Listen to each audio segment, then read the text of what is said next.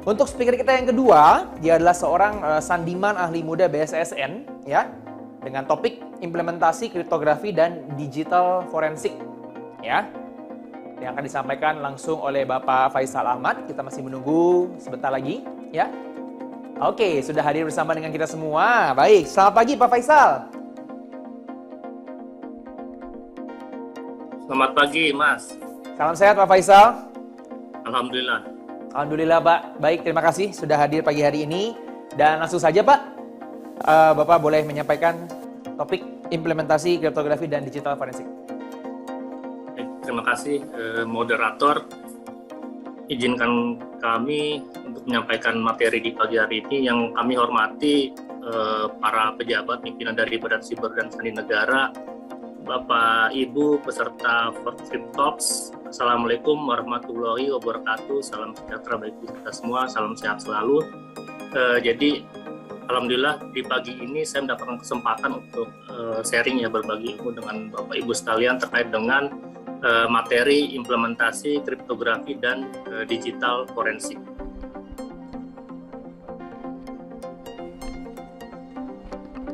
Jadi sebelum kita masuk ke materi, izinkan saya untuk memperkenalkan diri terlebih dahulu. Nama saya Faisal Ahmad. Saya merupakan sandiman muda yang saat ini bertugas di Pusat Pengkajian dan Pengembangan Teknologi Kementerian Siber dan Sandi, Badan Siber dan Sandi Negara, atau mungkin biasa dikenal dengan di unit kerja lain itu Litbang ya, jadi penelitian dan pengembangannya BSSN.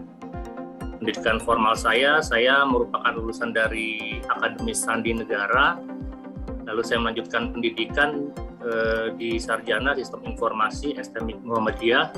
Lalu untuk jenjang magister S2 saya lulusan dari Teknik Elektro Institut Teknologi Bandung.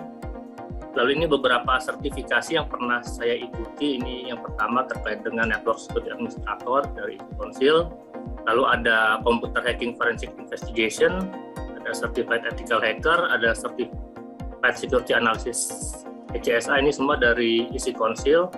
Lalu ada juga terkait dengan software testing, ini software testing. Lalu yang terakhir ini terkait dengan forensik di perangkat mobile dengan aplikasi Oksigen.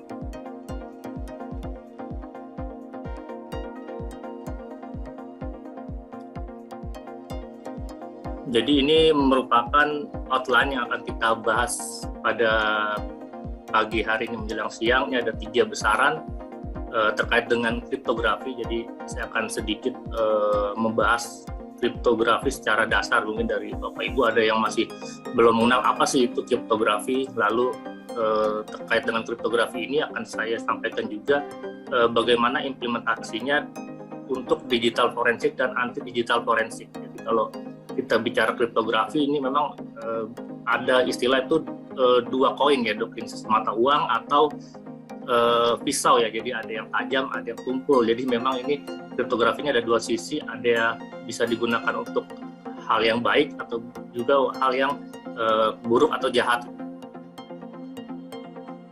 Kita mulai untuk topik pembahasan yang pertama. Ini kita akan masuk terkait dengan kriptografi.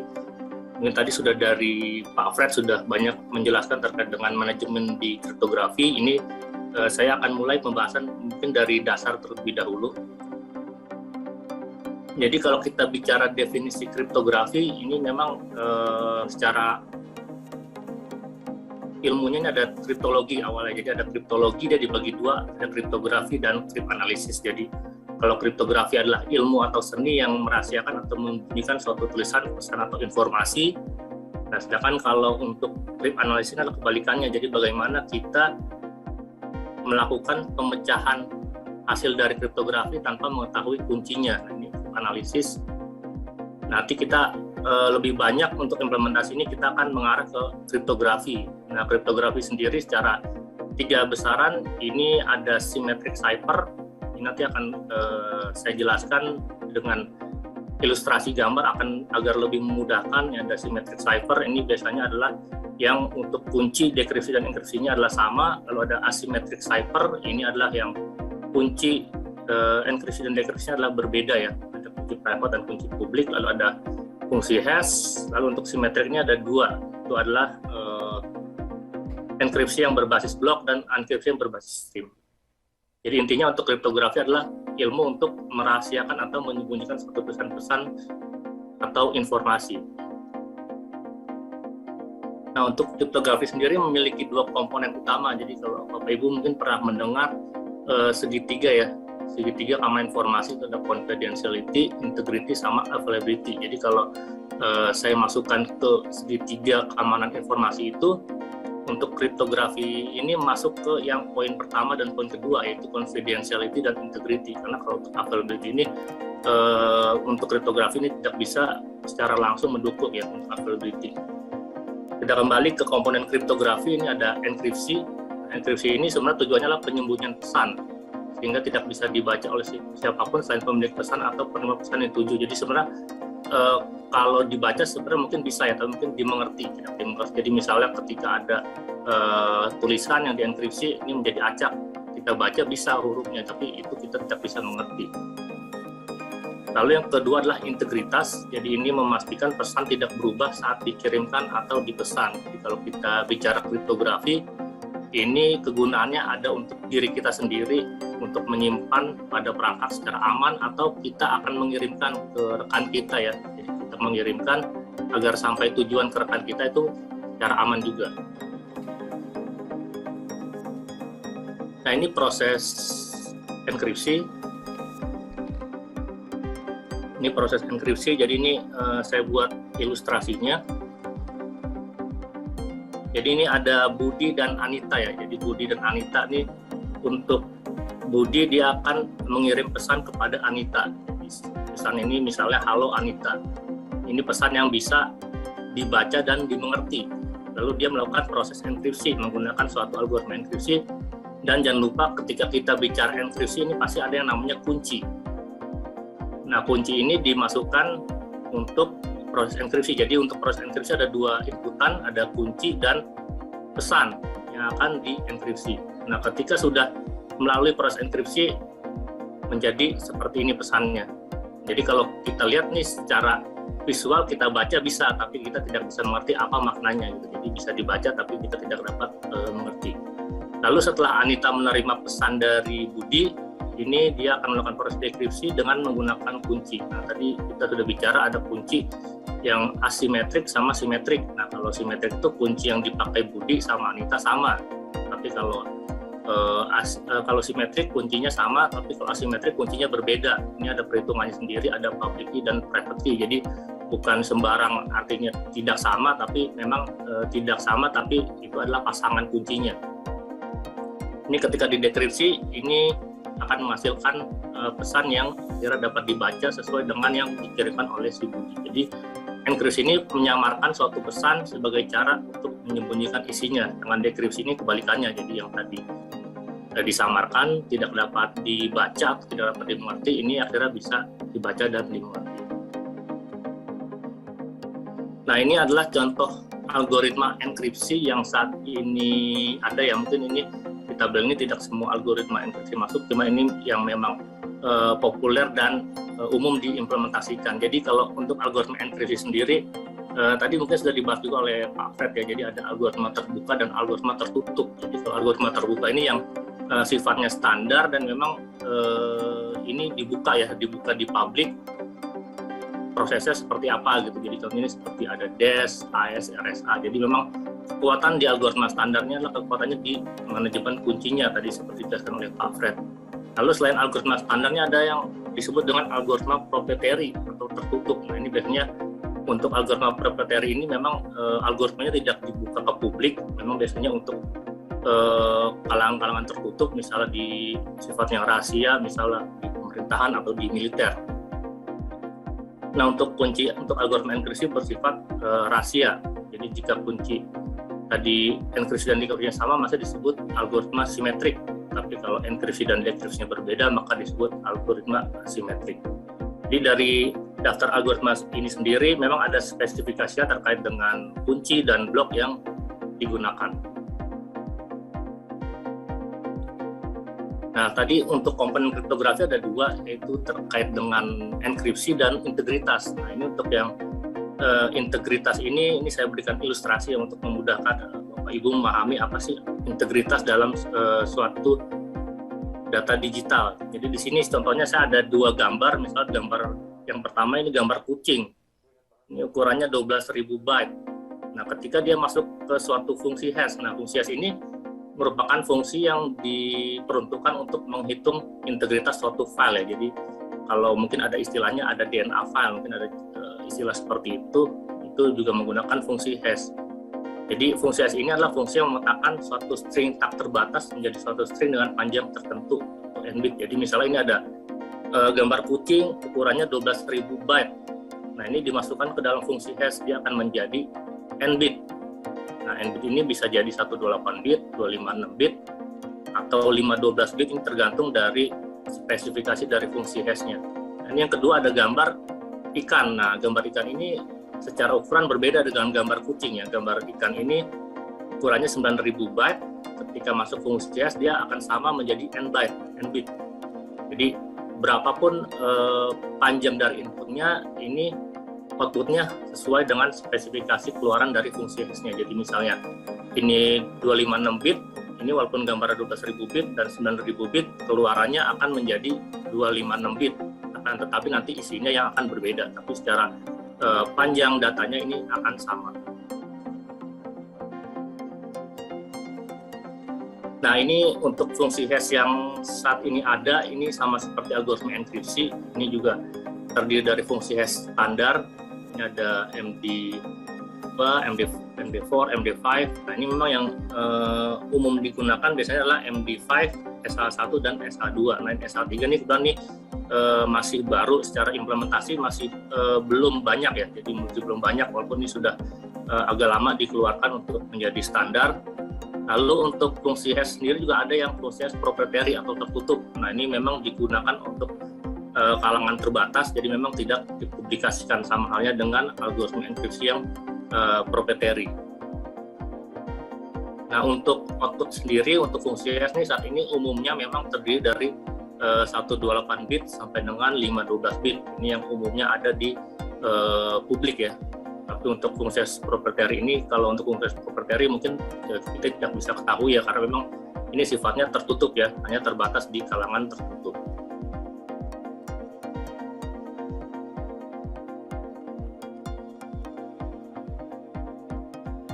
Baik, selanjutnya ini untuk tanda tangan digital. Jadi kalau tadi kita sudah bicara enkripsi dan fungsi hash. Nah, saat ini memang banyak implementasi terkait tanda tangan digital. Jadi ada persepsi mungkin bagi yang belum mengerti gitu, ada tanda tangan digital itu tanda tangan yang di-scan lalu ditempel gitu. Nah, itu yang harus kita luruskan terkait dengan persepsi tersebut. Jadi tanda tangan digital ini adalah tanda tangannya secara digital, ada datanya gitu, bukan berarti image dari tanda tangan yang di-scan lalu ditempel di form gitu ya.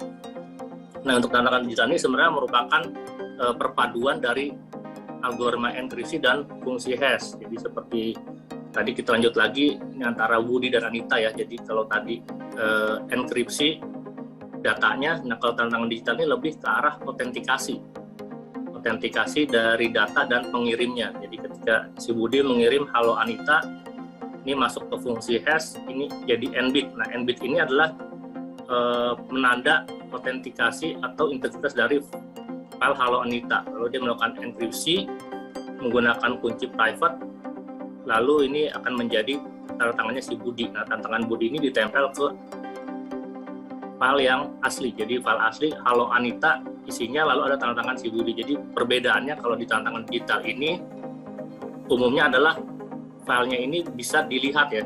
Jadi yang terpenting dari tanda tangan digital ini bukan kerahasiaan dari isi filenya, tapi otentikasi dari file dan pengirimnya. Jadi seperti ini diverifikasi oleh Anita. Ketika ada dokumen halo Anita, lalu ada ini tanda tangannya si Budi, dia akan pisahkan ya, akan pisahkan antara filenya dengan tanda tangannya. Nah, yang diverifikasi adalah tanda tangannya ini. Apakah memang file ini dikirim oleh Budi dan memang tidak ada modifikasi atau kerusakan gitu. Jadi di compare proses verifikasi. Jadi ini tanda tangan digital merupakan implementasi dari gabungan enkripsi dan fungsi hash. Nah, ini kalau dalam kehidupan real life-nya ini ada dokumen signing, jadi seperti ini. Jadi dokumen signing ini ada yang memakai image atau tidak memakai image, jadi bergantung. Jadi bisa jadi image-nya adalah menggunakan tanda tangan, tapi yang terpenting adalah bukan dari gambarnya, tapi adalah data yang terdapat di keseluruhan file ini. Jadi yang pertama ada dokumen signing, ini biasanya digunakan untuk penantangan dokumen. Jadi nanti untuk verifikasi apakah benar dokumen ini ditantangani oleh pihak yang berwenang. Nah selanjutnya ini ada code signing, sebenarnya namanya code signing. Ini digunakan untuk menantangani aplikasi. Jadi seperti ini, kalau Bapak Ibu misalnya mendownload aplikasi di OS Windows ya, biasanya ada yang verified atau tidak verified. Jadi kalau tidak verified biasanya warnanya kuning agak orange ya, itu berarti kita tidak bisa memastikan itu filenya ada perubahan atau tidak. Jadi ketika ini saya ada verified publisher, berarti ini tidak ada yang berubah nih dari aplikasi ini. Nah hal ini digunakan untuk tujuannya kalau seandainya aplikasi dirubah atau dimodifikasi, dimasukkan malware. Nah ketika aplikasi seperti ini dimasukkan malware, ini seharusnya untuk verifikasi ini akan gagal nih. Ini akan berwarna orange ya. Biasanya nanti keterangannya unknown publisher. Jadi ini untuk mendeteksi apakah aplikasi masih utuh atau sudah dimodifikasi.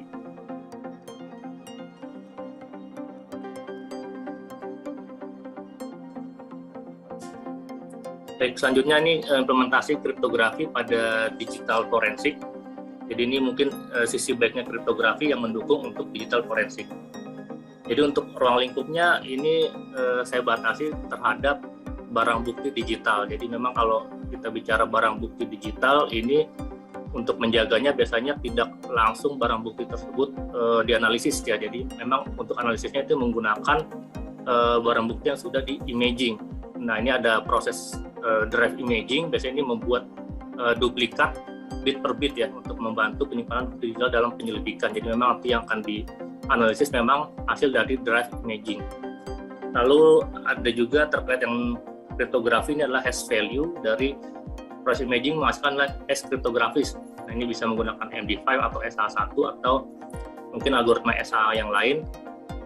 Jadi ini untuk memverifikasi keahlian dan integritas suatu imaging. Jadi memang nantinya pada saat nanti barang bukti digital ini kan bisa jadi berpindah tangan antara tim analis yang satu dengan yang lainnya. Nah ini untuk menjaga apakah barang bukti digital ini tetap terjaga keasliannya. Lalu yang terakhir ada terkait dengan penanganan chain of custody. Jadi ini untuk dalam penanganan barang bukti biasanya didata ketika barang bukti berpindah dari tangan yang satu dari tangan yang lain, ini ada runutan untuk prosesnya.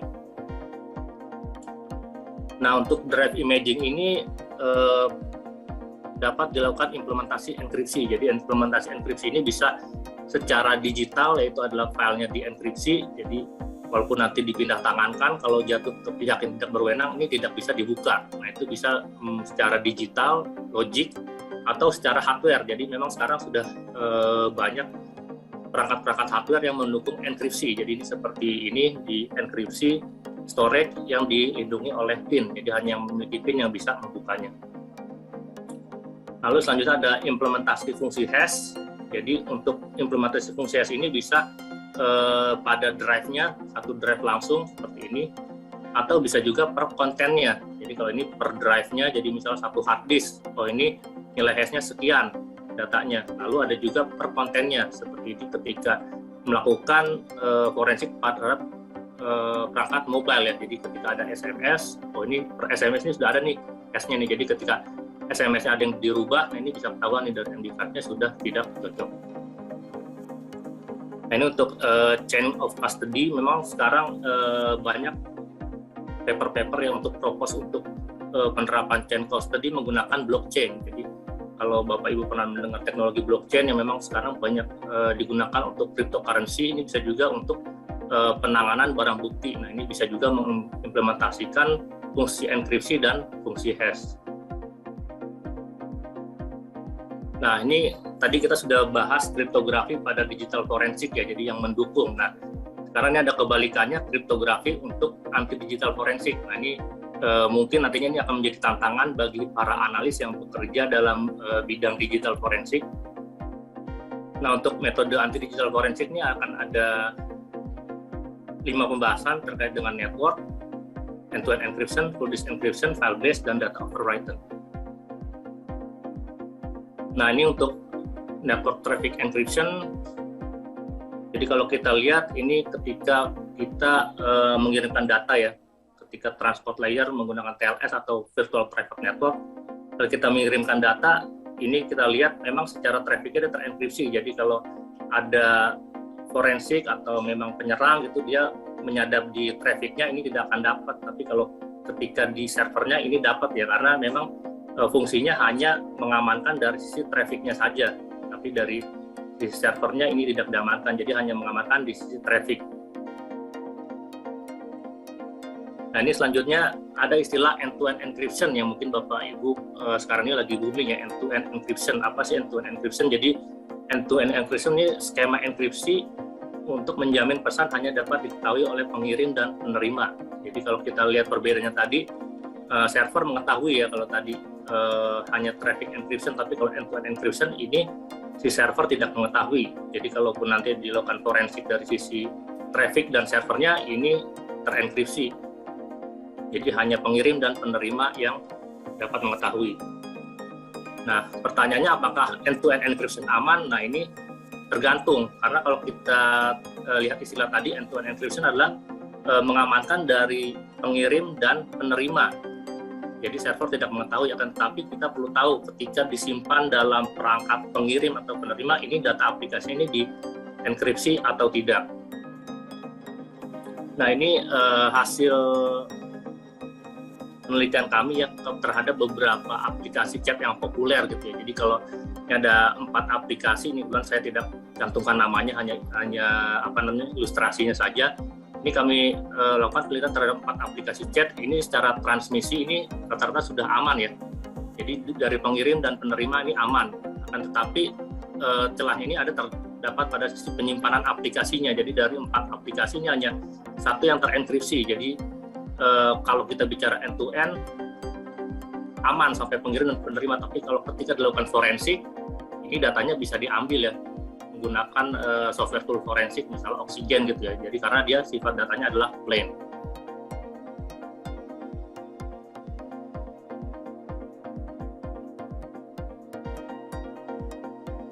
Nah, ini lalu ada lagi full disk encryption, ini melakukan enkripsi secara hard disk. Dan tetapi dia adalah sifatnya satu hard disk, tidak per file, jadinya ini keamanannya hanya dari satu kunci ya. Jadi ketika kunci hard disknya kita bisa temukan, akhirnya kita bisa dapatkan untuk file aslinya.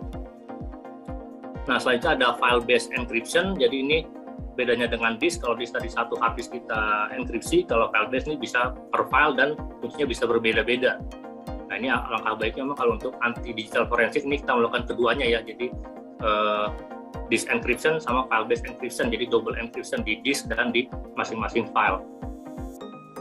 Lalu selanjutnya ada data overwritten, ini juga untuk melakukan anti digital forensik. Ini ada beberapa istilah, ada data erasure, data clearing, atau data wiping.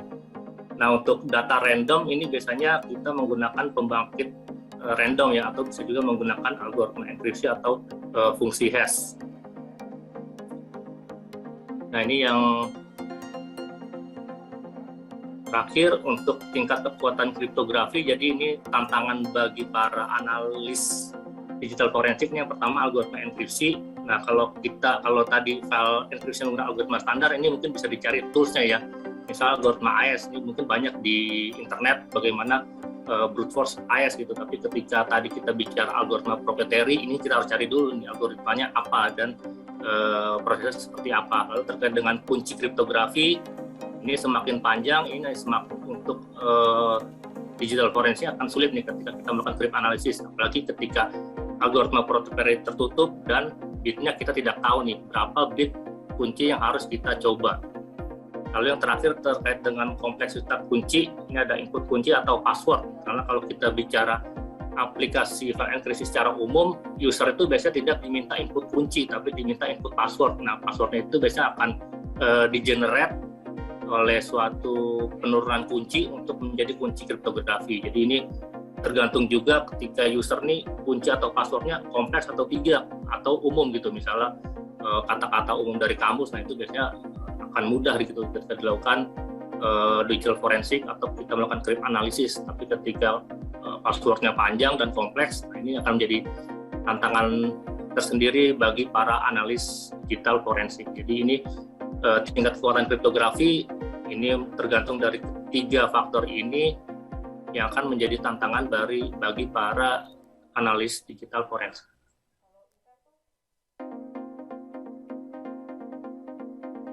Baik, demikian dari paparan saya. Mungkin nanti kalau ada hal-hal yang bisa didiskusikan lebih lanjut bisa kontak langsung saya atau melalui panitia. Terima kasih. Baik, terima kasih Bapak Faisal Ahmad, Sandiman Ahli Muda BSSN, terkait implementasi kriptografi dan digital forensik.